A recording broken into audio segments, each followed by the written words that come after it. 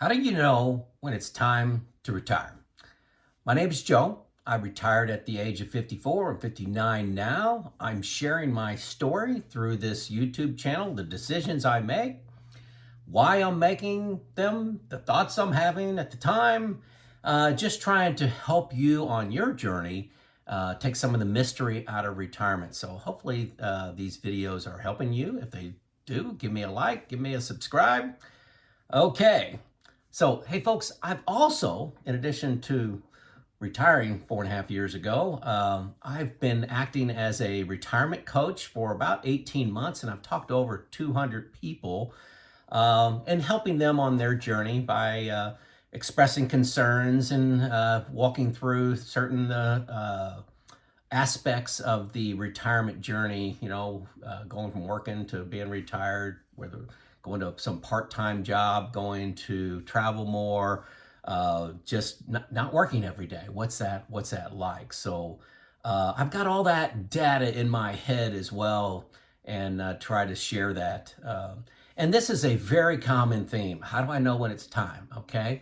So I'm going to walk you through my final months of making the decision to retire. I actually kept a journal on this because I knew it was going to be a big event in my life. And I was when people knew that I was contemplating retirement, you get all these questions. And then after you retired, I just got inundated with people calling me. Just, hey, well, what's going on? What's going on? And how'd you make this decision? How'd you make that decision? So I'm going to walk you through that. My decision, okay, and hopefully it'll help you. So I will preface this with saying that my wife was with me on this entire journey. Okay, so when I was several months before retirement, I talked to my wife and we agreed, hey, um, it's okay to retire whenever you make that decision. Whenever you're there. I support you, was kind of what my wife's position was. So, because she knew we had everything worked out money wise, so it was just all about making the work decision, which was mine. Only I knew what I was going through. So, anyway, so I divided this into categories. Okay, I've got 6 different categories I wanted to talk about for making the decision to retire. First of all, money. Okay, this is where everybody starts. This is where everybody's spending all their time pre-retirement. And one of the comical things is you don't spend that much time on money once you've been retired. You spend a whole lot. That's all you think retirement is, making your math work. And it does. I mean, it's just kind of comical. So all my math worked. I did all the spreadsheets. I'm an engineer. I had probably 10 spreadsheets. I went and interviewed 7 financial advisors, did Monte Carlo simulations. Everybody said, hey, it was okay to retire. And that confidence is important. You got to have confidence in your money. And, you got to find out how to do that. Learn from others. I had spreadsheets, talked to 7 financial advisors. You don't have to do that. And Monte Carlo, each one of them had some Monte Carlo simulations. So when I spoke extensively with friends, not my retirement group that I talk about, but close friends, I said, hey, here's what I'm thinking about. Tell me if I'm crazy. They were, close the door. Tell me if you think I'm crazy.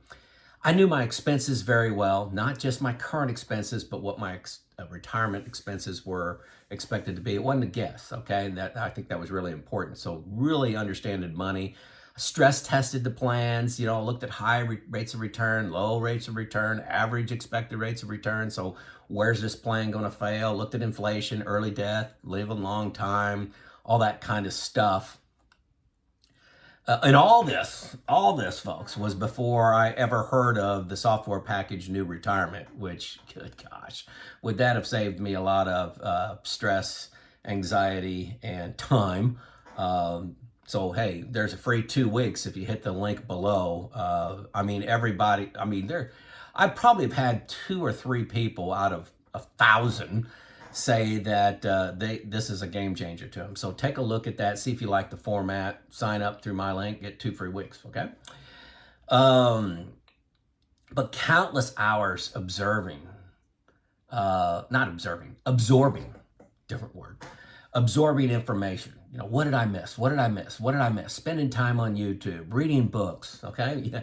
Anybody else in that situation? Um, you know, you find myself tempted to keep moving the goalpost. And what I mean by that is, hey, if I need $500,000, just throw out a number to make all my X plans work. Well, you know, maybe 750, maybe 800, maybe 850. Moving the goalpost. Gosh, yeah, one more year. Look what one more year will do to my retirement planning. That's a sign. That's a sign if you're doing that. It was a sign for me that I kept moving the goalpost. Like, what are you waiting for? Um, you know, and also one more year. I'll just work one more year. Very common. I was doing that. Actually, my math all worked out at the age 52, and I worked 2 more years. That's a separate video. Maybe I'll touch on it a little bit here, but um, you know, I was given a challenge when I was 52 to work at a plant that was in a turnaround situation, and I guess the short version is one of the presidents of the company asked me 4 times to take that job and take that challenge because he knew I loved culture change work. And I said no 3 times. So that's the short version. And I love that experience. I absolutely love that experience. I was glad I did it. But okay, so first, you know, journey step was, you know, getting the money right, okay? And New Retirement surely will help you with that. And then the next category I got titled Joe's Getting Frustrated. 50% of my job was just bureaucracy, you know, things I've done before. It was administrative things that anyone could do it. And the more I did it, the more frustrated I got. I felt like I was wasting my time in not doing things I really enjoyed doing. And the more I thought about it, the more it bothered me. You know, think about if, you know, just throwing out an analogy of your car. You know, if your car's 10 years old and you don't like how the windshield wipers don't work, the turn signal doesn't work, or it pulls to the left, or whatever's wrong with the car, or you want Apple Play in it, or it doesn't have heated seats. The more you start thinking about that stuff, the more it just gets amplified. So the more I thought about the 50% of the job I didn't like, the worse it got, really. Not that I had a negative attitude, but the more I said, I got to do something different in my life. I liked getting things done, you know, and taking risk. I liked doing what people said is impossible. That's really what motivated me in my job. Oh, you can't do that. People have tried to do that before. You can't do that.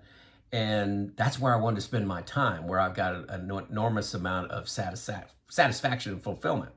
I just felt like I was wasting my time. Half the time I was going into work, I was wasting my time. And I was exchanging time for money.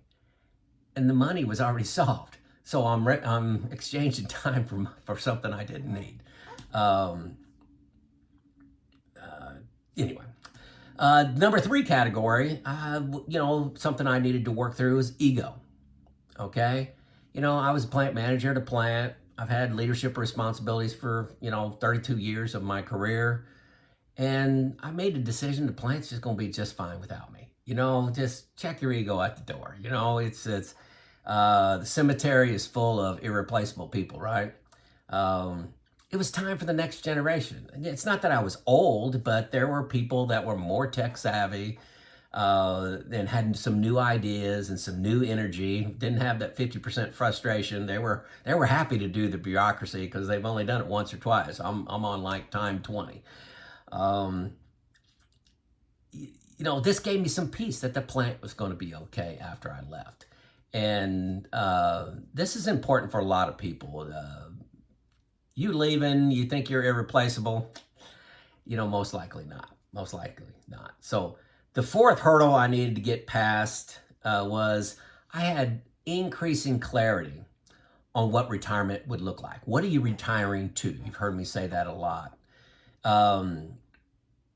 The part of the job that I loved the most was developing people, finding the diamond in the rough and helping knock off some of the rough edges and having people perform and achieve things they thought were impossible. That's what I love doing, the coaching and counseling uh, and consulting of people. I wanted to increase the travel. I had 5 weeks of vacation, but um, I wanted more. I wanted to do some slow travel. I wanted to go to, Utah, for example, spend 3 weeks in Utah. I could barely take, I was lucky if I took 1 2 week vacation a year because it was so painful to be gone for 2 weeks. Most of the time I took, one day at a time or 1 week, a couple 1 week vacations, and I wanted to do some slow travel, really, lean into the culture and spend a little more time, just absorbing the culture of the place that you're visiting. When I thought about doing some consulting, as in the reliability and maintenance space is where I'm actually considered an expert in culture change, and I still do a little bit of this work. I had to make a decision: do I want to do this at 54, at 64? So I started, this. What am I retiring to? Is like, gosh, if I want to start doing this part time, very part time, like 1 week a month. I was looking at working 20, 25% of the time. I need to do that when I'm younger, when I've got a little more energy, a little more passion in what I'm trying to do, and willingness to work through the culture change. I think I have better odds of doing that at 54. Now, I really wasn't trying to make money during this. It would be nice to make money. I like making money, but I was doing this out of a passion to make an impact. Really, honestly, that's what it was. I was all trying to make an impact. So my YouTube channel started pretty early, and for several years, 2.5 years or so, I didn't make any money through YouTube. It's just all free.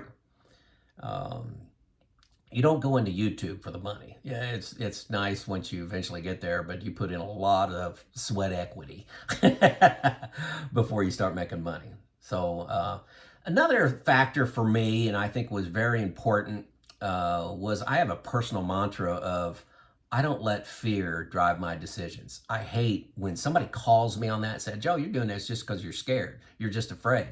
That really bothers me. So I was looking at why I wasn't retiring. Well, you had the money. I've got what I'm retiring to.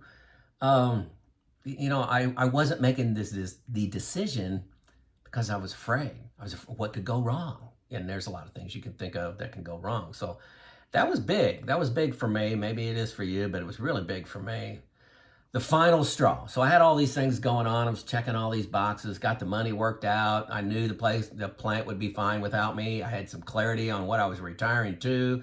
I was getting frustrated with some of the time consuming activities I was on. And then there was the day with the final straw. Okay. I was asked to undo some culture change work I was doing despite outstanding results. Truly outstanding results, okay? That's all I'll say. And by undoing this culture work that I've been working on for 2 years, we would make the next 2 quarters look good with some metrics, but it would get catastrophically worse after that.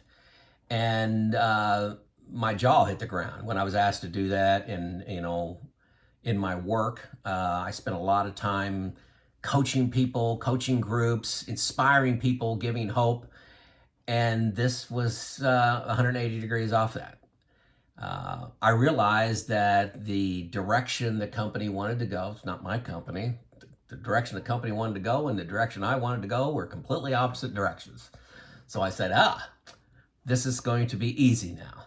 So I was playing the infinite game. Infinite game is, improving the culture, improving the skill sets of people, problem solving, making gains, and continuing to be in the game of manufacturing long term versus somebody that wanted results 20% better than you could possibly, if you have great results, I wanted 20% more. Okay. And I want them right now. And even if that mortgage is the future. So I just realized we were on different paths. And that actually made my retirement decision easy. I sum it up as an integrity challenge was the final straw for me. So I had everything prepared, And then there was an event. Everything was prepared for my retirement, and there was an event. Now, your question may be, Joe, if you had everything prepared financially, you still were a little frustrated with your job, you knew the plant would be good without you, you had clarity on what you wanted to do, but you didn't have that event that pushed you over the edge, would you still be working? And, I doubt it. I doubt it, but that's a hypothetical. I really don't know. But there was a final straw that gave me a big hard push to jump into retirement. So that was my journey. Hopefully, it helped you. Like I've said, I've talked to hundreds of people, literally hundreds of people, and this seems like a similar journey. So I thought I would share it for the masses here. And if you have a different story, a different factor that influenced you to retire or keeping you from retiring, let me know in the comments. Okay? It's Joe out.